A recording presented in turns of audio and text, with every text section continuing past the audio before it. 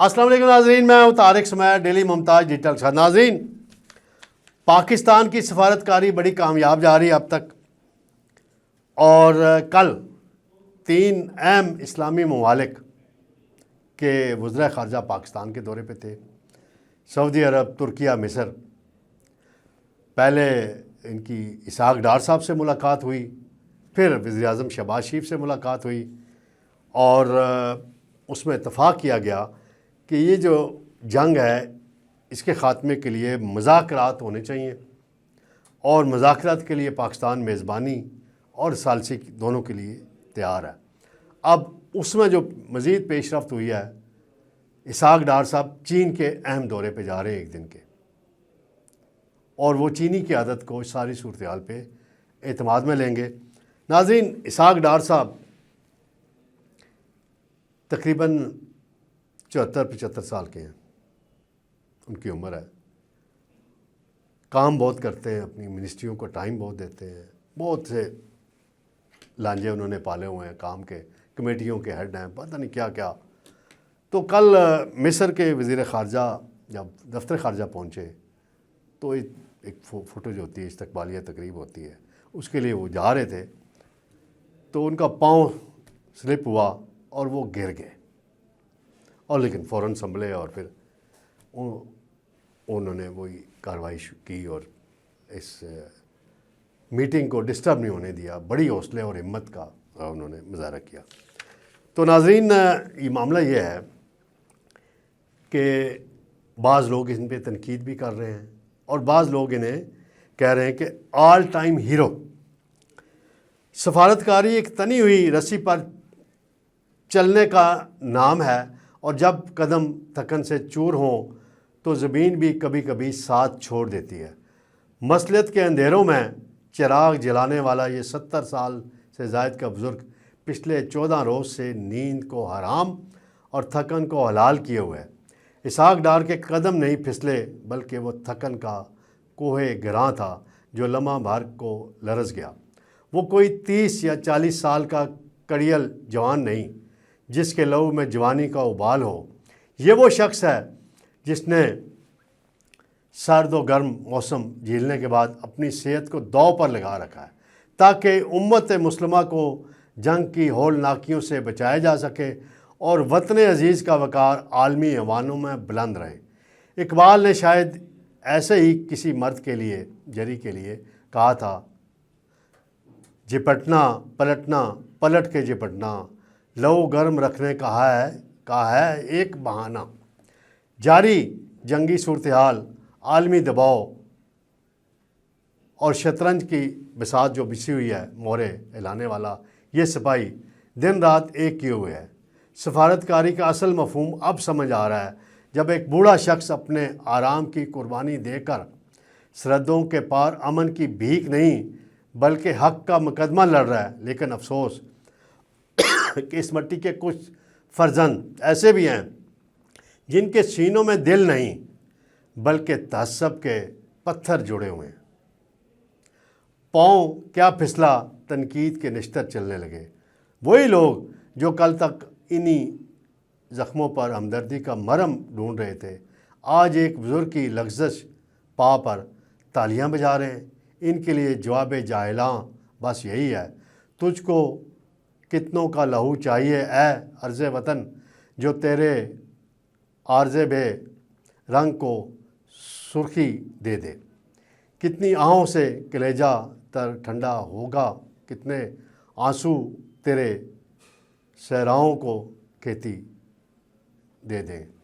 یاد رکھو، حقارت کی زبان بولنے والوں کا کوئی مستقبل نہیں ہوتا۔ جو شخص امت کو آگ سے نکالنے کے لیے سرگرداں ہو اور اس کی لغزش بھی کسی تمغے سے کم نہیں، شاباش۔ وزیر خارجہ اسحاق ڈار، آپ کی محنت کی تڑپ اور لگن کی خوشبو عالمی سفارتکاری کے بند کمروں میں محسوس کی جا رہی ہے۔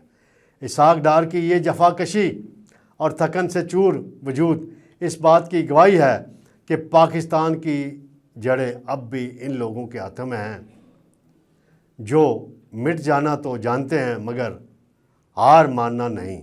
ستاروں سے آگے جہاں اور بھی ہیں، اور ابھی عشق کے امتحان اور بھی ہیں، ہم اس کاوش کو ساتھ سراتے ہیں۔ ناظرین، یہ اسحاق ڈار صاحب کو میں ذاتی طور پہ اس زمانے سے جانتا ہوں، 97 میں جب یہ پہلی مرتبہ وزیر بنے تھے۔ محنتی ہیں، بس بعض اوقات غصہ جلدی آ جاتا ہے ان کو، بلڈ پریشر کا بھی مسئلہ، مسائل بھی ہیں، لیکن جس انداز میں شہباز شریف صاحب نے اور انہوں نے سفارتکاری کی ہے اور بھارت پریشان ہے، اسرائیل سازشیں کر رہا ہے، تو یہ پاکستان کا مقدمہ لڑ رہے ہیں، پاکستان کے مفادات کے لیے لڑ رہے ہیں اور امت مسلمہ کو مزید تباہی سے بچانا چاہتے ہیں۔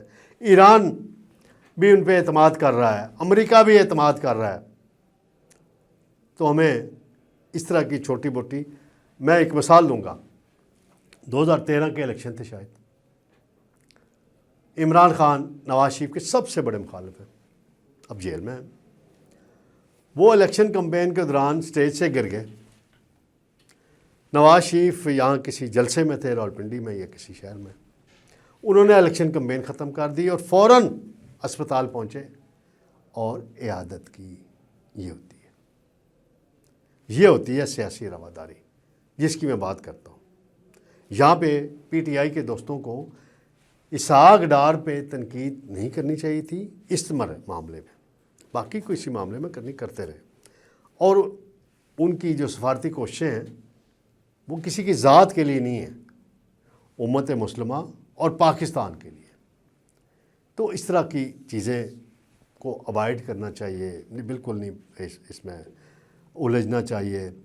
اب ناظرین، وہ جا رہے ہیں کل بیجنگ، چینی وزیر خارجہ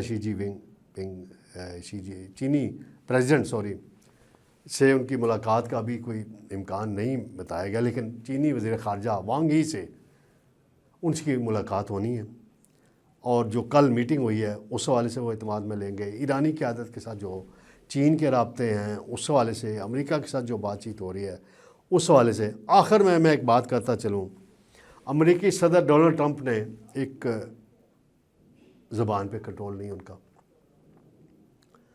انہوں نے جو سعودی ولی عہد ہیں MBS کے بارے میں غلیظ زبان استعمال کی، گندی باتیں کی، فضول باتیں کی، پھر اگلے دن ان کی تعریف کر دی۔ تو ٹرمپ جو ہیں، کیوں ناظرین، یہ اس کا بیک گراؤنڈ میں بتائیں کیوں کر رہے ہیں تنقید؟ کیونکہ پاکستان اور سعودی عرب شاید وہ بڑے دو اسلامی ملک ہیں جنہوں نے ابھی تک اسرائیل کو تسلیم نہیں کیا۔ صدر ٹرمپ پہلے بھی دباؤ ڈالتے رہے ہیں سعودی عرب پہ، اب بھی ڈال رہے ہیں کہ اسرائیل کو تسلیم کرو۔ اور دوسری بات کہ سازش تھی اسرائیل کی اور امریکہ کی بھی کہ جو اڈے ہیں ریاض کے اندر امریکہ کے، ان پہ حملے ہو رہے ہیں ایران کی طرف سے، تو سعودی عرب جو ہے جواباً ایران پہ حملے کر دے، اور پاکستان اس کا اتحادی ہے، پاکستان سے ڈیفنس پیکٹ ہوا ہے، معاہدہ ہوا ہے، وہ بھی حملے کر دے۔ وہ انہوں نے صبر و تحمل کا مظاہرہ کیا صاحب، اس لیے یہ تنقید کا نشانہ بنایا ہے۔ تو شرم آنی چاہیے امریکی صدر کو، ان کے خلاف تو پورے امریکہ میں اتنے بڑے مظاہرے، 17 لاکھ لوگ ناظرین سڑکوں پہ آئے ہیں، 17 لاکھ لوگ، اور انہوں نے کہا یہ ہمیں ایسا کنگ نہیں چاہیے جو ظلم کرتا ہے۔ یہ ووٹ لے کر آئے تھے کس بات پہ؟ کہ میں جنگیں بند کراؤں گا۔ کچھ جنگیں بند ہو گئیں، اس کے بعد حملے پہ حملے، حملے پہ حملے، تباہی پہ تباہی۔ خدا کا خوف کریں، آپ کا بھی اقتدار جانا ہے کسی ٹائم، تو امن کی طرف بڑھیں، اور پاکستان جو پروپوزل دے رہا ہے ان پر آئیں، ٹیبل ٹاک شروع کریں، اسلام آباد کے اندر بیٹھیں، ایران بھی بیٹھے، آپ بھی بیٹھیں، اور جنگ بند کریں۔ شکریہ ناظرین، انشاءاللہ دوبارہ آپ سے ملاقات ہوگی۔ اللہ حافظ۔